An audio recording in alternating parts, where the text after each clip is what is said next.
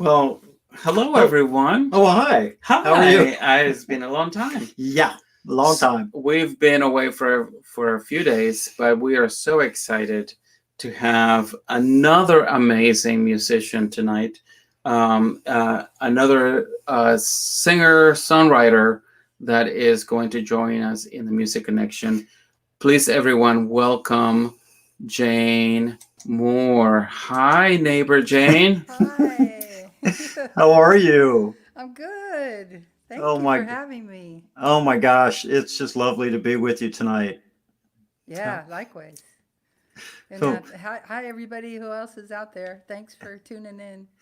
well, Jane, I just have to tell folks, it is a new friend of ours. She's a neighbor of a longtime friend of ours, Adriana Gonzalez Collins and Michael Collins. And but she's one of those people that you feel like you've known forever when you meet her. And so I'm just thrilled. And whether it's longtime friends or new friends, we're all friends and we're connected. Oh. Yeah, I join your sentiment. Absolutely. So tell us a little bit about the organization that you belong to as a singer-songwriter. Oh, the Washington Songwriters Association? Yes. Yeah. I had met Lynn Hollyfield. I so enjoyed getting to hear her on your last Music Connection show, which was great. So I haven't been as active just lately, but it's a great opportunity to, learn songwriting, honing skills, and going to open mics and meeting other musicians. It was really good. So when did you first figure out that music was going to be part of who you are as a human being in nowadays? Well, it's funny because I figured you might ask that question because you asked it of Lynn when I tuned in, and I had to laugh. When I think back about music, there's a story when I was little, when I was about 4 years old. We had a piano in the house, and apparently I just walked right over to the piano and plunked out "Mary Had a Little Lamb," and everybody was like, "Whoa, where did that come from?" And apparently I just heard this song and just went over and played it. So I played by ear, I guess. But so everybody was like, "Wow, she's got the music thing going." So my dad used to watch Lawrence Welk every Saturday night. Oh That was yeah. the thing we had to watch. So he decided that I was going to be on the Lawrence Welk show, and I was going to learn how to play accordion because that's what he liked. Um, and so they sent me to take some accordion lessons. Well, accordion wasn't exactly my instrument, but I mean, I did all right, but I didn't have much affinity for it. But when my brother, he was in the Navy, and when he came home from the Navy, I was about 7. He brought a guitar, and he would sneak. He would take me into the back bedroom, and he would play these songs. One was called "Bell Bottom Trousers," and it was about Navy guys, getting maids in trouble. And he would sing them to me because I was 7 and I didn't have a clue. But long story short, not only did I learn the song, but I grabbed his guitar when I was little, and I would sneak and I would just put my fingers down on the strings. I didn't know chords or anything, and I'd try to pick out melodies, and then I finally figured out an E minor chord because it was easy and it sounded good, and then an A. And so I played a million songs with E minor and A, E minor E and A. minor and A, the first chords I Yeah. ever played that I fell in love with. Right. Yeah. So anyway, that was the beginning, and then it just went from there. And then I Yeah. started writing songs right away, and Yeah. probably I was thinking about ones that stuck. When I was in 7th grade, we had a talent show contest, and I wrote a song about jumping on the bus, and it won. So that was my first little like, wow, I can write songs. So I think I never stopped since then. Oh my Oh, goodness. that's great. Well, and then you went on to have a career, and as we say, our day jobs. Yeah, And there was a crossroads for me. I did quite a bit of music in college and played clubs, just small little restaurants and bars and stuff. And I really thought I wanted to do music, but I realized how hard it was to make a living. I was blessed to have, an uncle who was a professional poet from Big Sur, but it's not easy to make your living, with performing arts. And I had a second passion, and that was I love national parks and I love being outside. And so I ended up graduating from college and becoming a park ranger. And Oh my I gosh. was a ranger for 20 years and then ended up went into management. That's how I ended up in DC and worked from DC. And then now I've been retired about, I think, going on 7 years now. Well, and all of it comes together. And here we are tonight Yeah. with you. And what are you going to play for us? I thought I would start. This is sort of my uncle who I mentioned in Big Sur. He was like a second father to me, and my cousins are like sisters. This was his signature song, and it's become my signature song as well. I do a different rendition from him, but I love it so much. It's called Let It Be a Dance. Great. Jane Moore, everybody.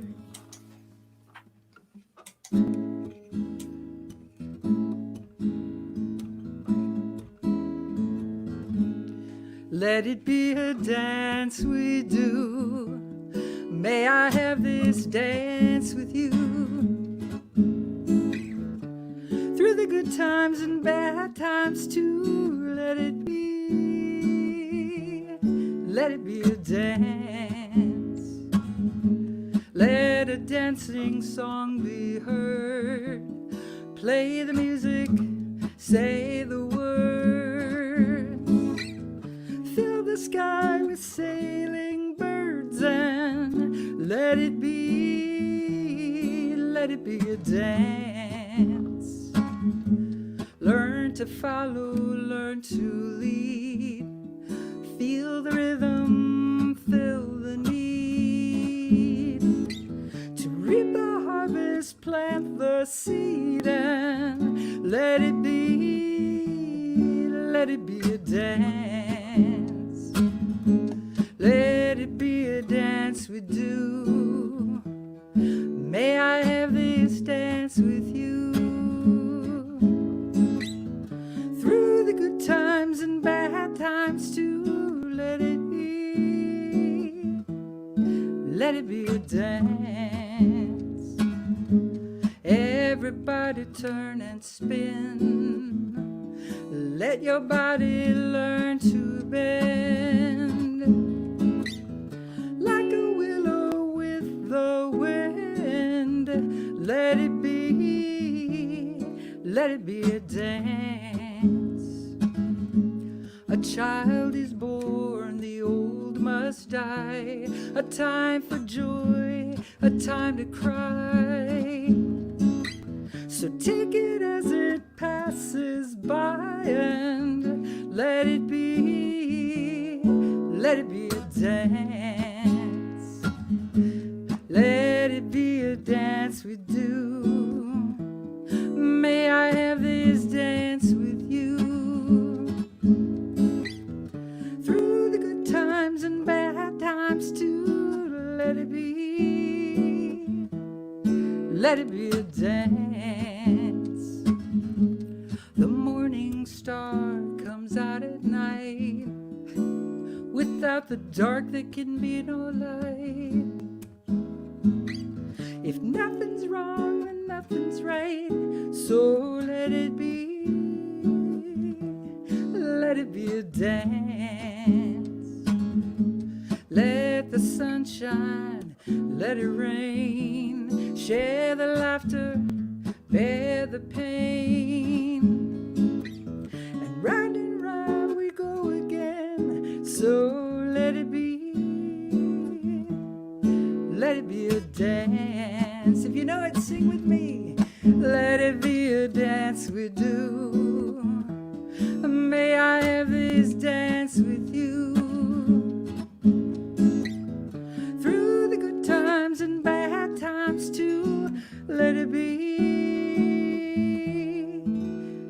be a dance.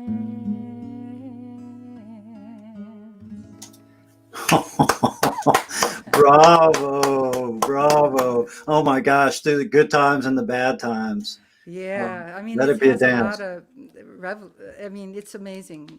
The song has spoken to so many people. It's really a gift.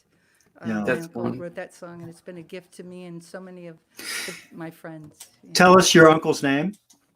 Rick Mastan. Rick He was Mastan. a poet in Big Sur. Passed away 2008, I believe. And but he was like a second dad. He was my liberal dad. I grew up in a real conservative family, and I was so grateful for him. And of course, my Aunt Billy Barber, who was equally a poet, and I kind of gravitated toward that side of the family. Jane, would you post some of his poems for us when we post this? Oh, I could absolutely. He Okay. was a speaking poet. He was wonderful. I mean, books and books of poems, and he a lot of humor, but a lot of really good stuff. So I'd be more than happy to post a poem. Wonderful, because we have some real poetry lovers on the listening to us right now, and including some cousins of mine from Fairfax. So I'm going to do a shout out to the Kivlins and the Maygards. Yeah. He was one of the few Unitarian troubadour ministers. He traveled all over the country doing his music and poetry, and which was kind of cool. Aren't too many of the old troubadours of that. He was like a beatnik, kind of pre-hippie time. In fact, I know there's a picture of him with Joan Baez and Judy Collins at the Big Sur Folk Festival, and they look like they're 12 years old. In the background. They were just kids, right? Yeah. Oh my goodness. That's wonderful. So, in addition to your uncle and your aunt, what other musical influences do you have? Well, I mean, I think, growing up in the time that I did, I was the youngest in my family. So what was nice is I got all my sister and my brother's music, and one was 7 years older and one was 10. So it was really nice. I mean, and so I grew up with that whole folk, Pete Seeger, Joan Baez, Bob Dylan kinds of music, which, and I love the activist music. That's kind of my leanings anyway with songwriting. But then again, in my era was more James Taylor, Carole King, Joni Mitchell. Joni Mitchell. Absolutely. Yeah. And so definitely had influence. Did you fall out with her Blue album? Yeah, I loved the Blue album, and I loved Miles of Miles of Isles. Aisles. Oh, Yeah. Oh my God, that was my album. Yeah. yeah, mine too. I mean, and I think the thing about music, and I know you guys know it, is that when it resonates, it's magic. It transports you, it changes your mood, it makes you cry. It heals you. Yeah, it makes you dance. It makes you feel like you could conquer the world. I mean, that's the thing about music that's just so amazing.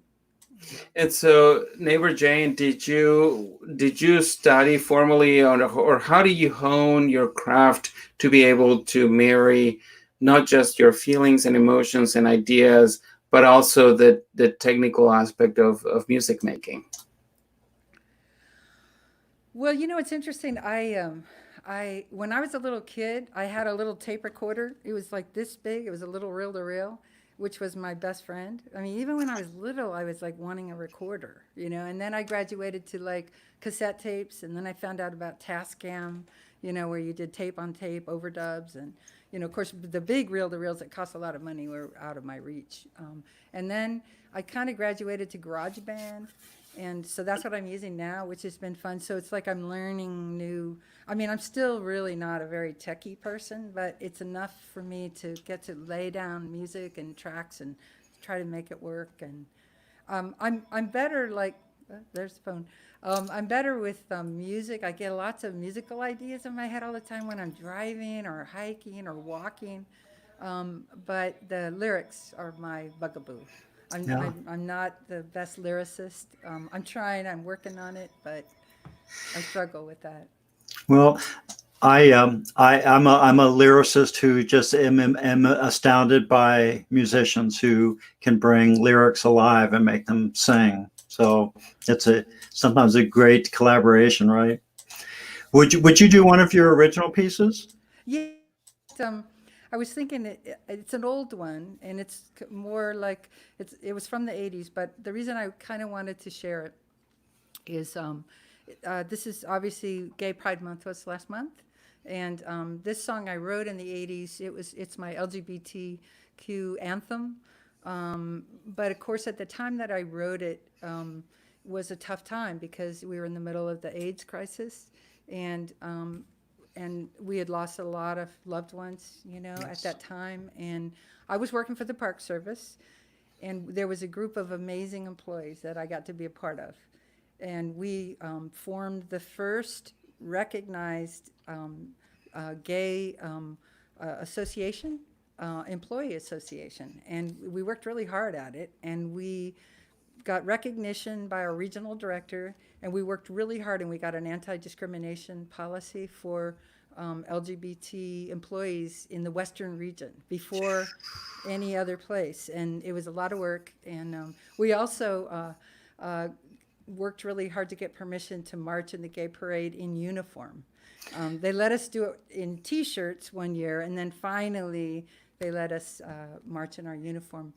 But the amazing thing was we all felt strongly about, we were in San Francisco, so it was okay to be out. We didn't have the persecution that a lot of rangers and employees had, you know, in really podunk parts of the country. So we made a video. It was called Out in the Parks. It was a coming out video, and we were interviewed in uniform, and it was coordinated through our EO office.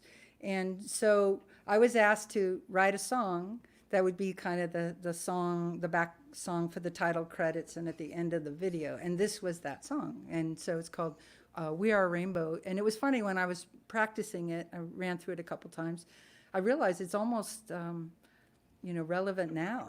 You know, the words could, you know, any of us that have felt fear or oppression, you know, we know what that feels like. So anyway, I have to get a little cheat sheet. I'm so terrible about remembering That's okay. words. And let me just... The nice thing about this show, it's totally informal. And Jane, I just have to tell you, I remember being at the Gay Pride March in Washington when they made a big announcement about you, the park rangers, and people stood in awe of it. It was a really brave group. I mean, I feel really lucky to have been working with them. And anyway, we felt, you know, it was a tough time, but you know, change does come. Everybody has to be willing to stand up and be brave. Back then, you know, when you were first starting out in your career, you didn't know how the wind was going to blow, though. You know, if you were kind of out there, like what did that mean for down the road? But I think most all of us did pretty good. We hung in there and did, and we're here. Pardon? And we're here. Yes, absolutely. So here we go. We Are a Rainbow. Oh, I just remembered I'm supposed to put the capo in. Hold on.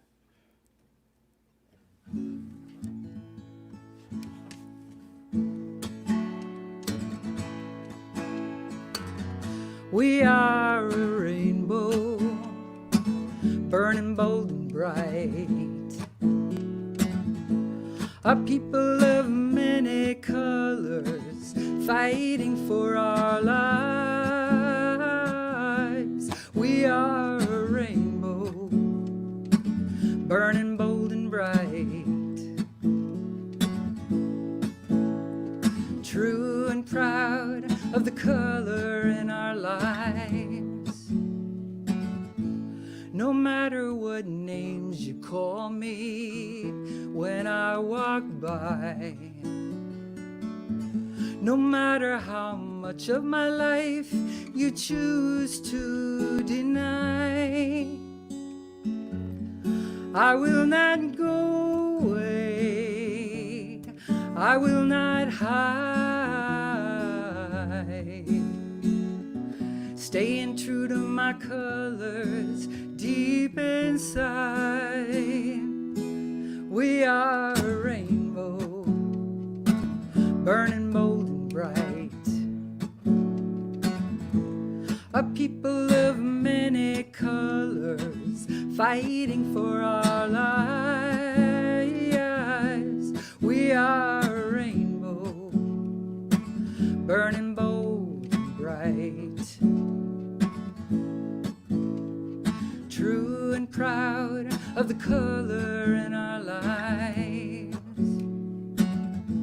No matter how silent you want me to be, the more of my rights you take, the clearer it is to me. The less you validate, the bolder I become. After a drought, there is a rainstorm. We are a rainbow, burning bold and bright. A people of many colors, fighting for our lives. We are a rainbow, burning bold and bright. True and proud of the color in our lives. No matter how many friends I'll lose to goodbye, no matter the kinds of ghosts I'll wrestle in the night, I'll know that I'm not alone. No pain is in vain. Here comes the rainbow after the rain. We are a rainbow, burning bold and bright.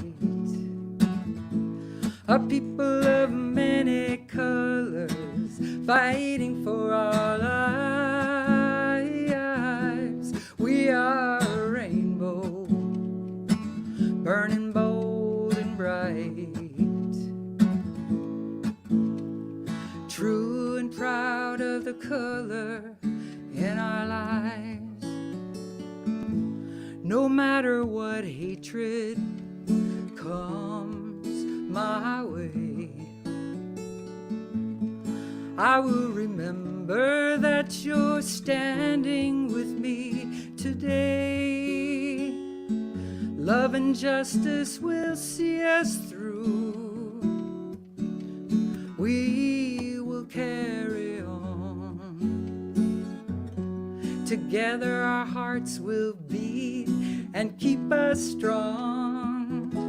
We are a rainbow, burning bold and bright.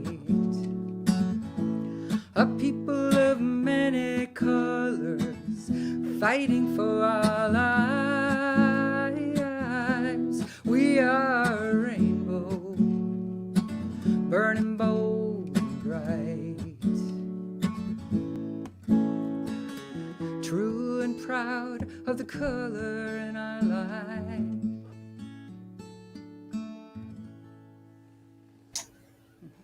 Oh my, burning bold and bright.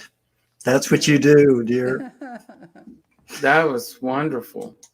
That's great. And it is so poignant and timely and timeless. So really wonderful. I'm so glad you chose that song.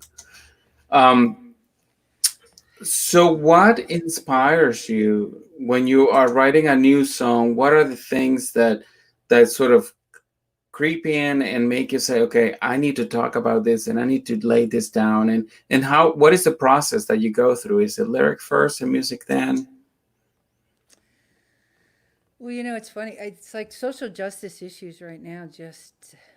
I'm just overwhelmed right now with everything going on. In fact, I think, you know, I just finished my new song and video, which is basically a meld of Mary Oliver's poem Hurricane, which is basically a poem about a hurricane coming through and ravaging and putting your hands up to your face because it's just so horrible.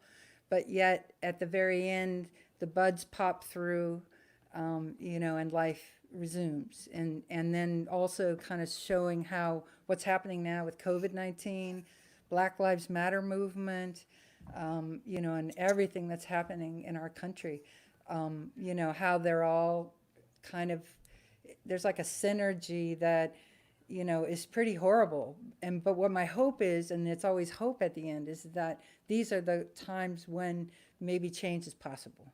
You know, like when it was so hard with the AIDS movement, or the AIDS epidemic, I'm sorry, and, you know, actually we made progress, you know, in terms of anti-discrimination and just more visibility, you know, and less fear.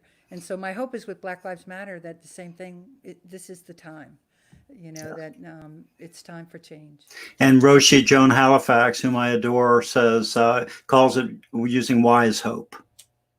And Yeah. I really love that, using wisdom mind to move forward. And Joanna Macy talks about the great turning, and we're living in it, and we have to stay the course, because that's what we just have to do. And it's so lovely to be with you tonight, and it's so wonderful that we have this nickname, Neighbor Jane. It's forever. You're fixed in my mind as Neighbor Jane. It's not going Thank away. you No. so much. Well, You're what a so wonderful welcome. thing you're doing, bringing music to all our friends, and it's a really so wonderful, Well, and thank you from the bottom of our hearts. And Neighbor Jane, you've said it yourself, in times of struggle, in times of strife, the only thing that can make us